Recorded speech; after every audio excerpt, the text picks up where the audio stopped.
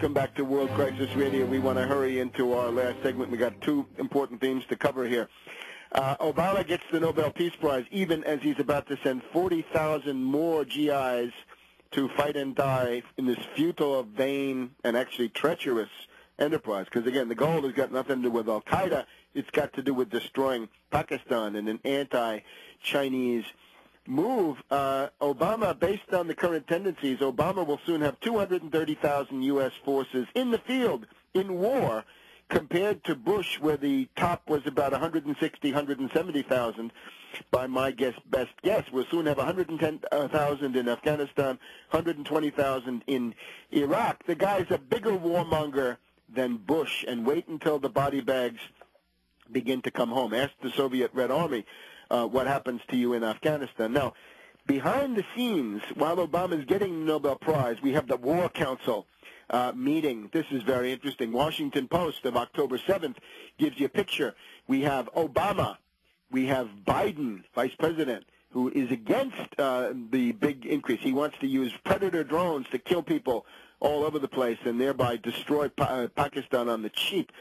So Biden, Axelrod, Robert Gibbs, the press whore in residence, Robert M. Gates, Brzezinskiite Secretary of Defense, Foreign Policy, Douglas Lute. He is the former war czar of the Bush administration. He's included in. Joint Chiefs Chairman, Admiral Mike Mullen, Deputy National Security Advisor Dennis McDonough, Deputy National Security Counsel Mike Lippert, Deputy National Security Advisor Thomas E. Donlan, John O'Brennan, White House Counterterrorism, Susan Rice, the resident witch at the United Nations, the Intelligence Director Dennis C. Blair, Hillary Clinton, Secretary of State, Chief of Staff Rahm Emanuel, National Security Advisor James L. Jones.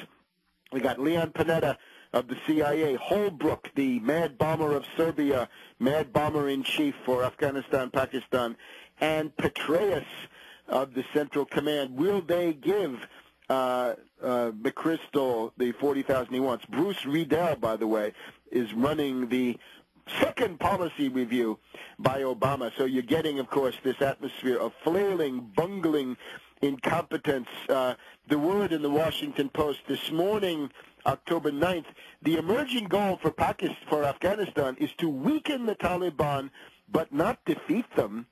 Imagine asking people to die for the cause of weakening the Taliban but not of defeating them. There's also bad blood between Obama and the military. Gates has warned the gathering of Army guys that you've got to be candid but private in your advice to the president. This was underlined by Jones saying, you want to talk to Obama, send it up the chain of command, McChrystal. The confab is going on.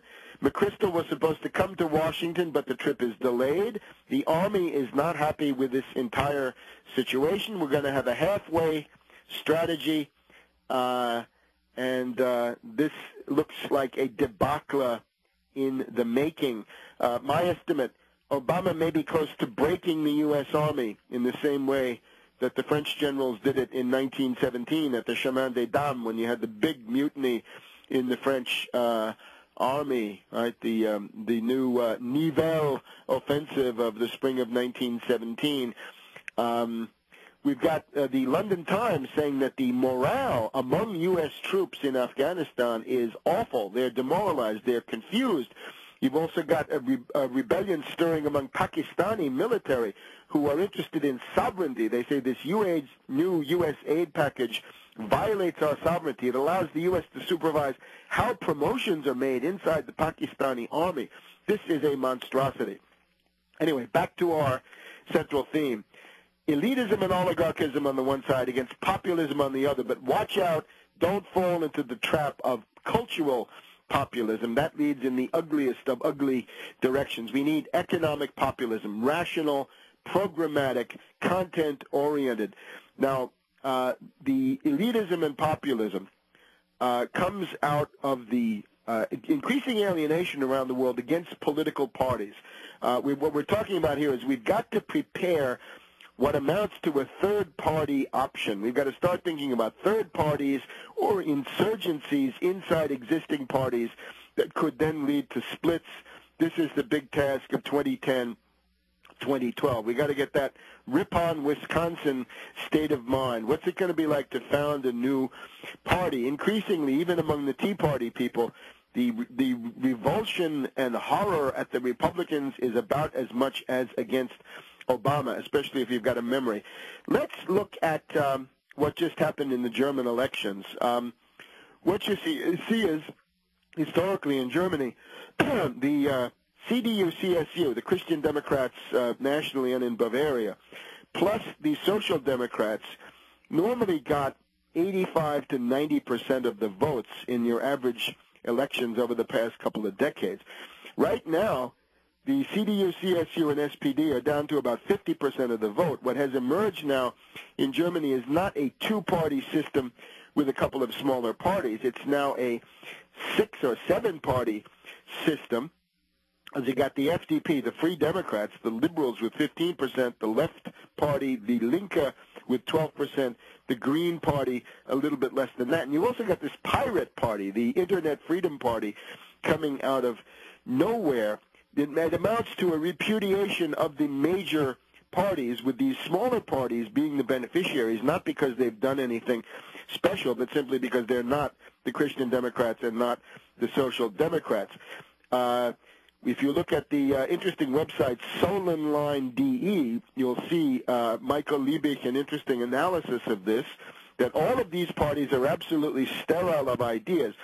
The problem is, though, why is oligarchy and elitism growing as fast as it is? This has to do with the rollback of the New Deal. The acme of economic populism in the world is reached under New Deal conditions. It's the rollback of the New Deal by the Austrians, by the Chicago boys, by oligarchical and elitist forces. It's essentially the rollback of the middle class that sets the stage for this. Why should there be more oligarchy today than before? First of all, we've got this tremendous economic decline, deindustrialization, the falling standard of living.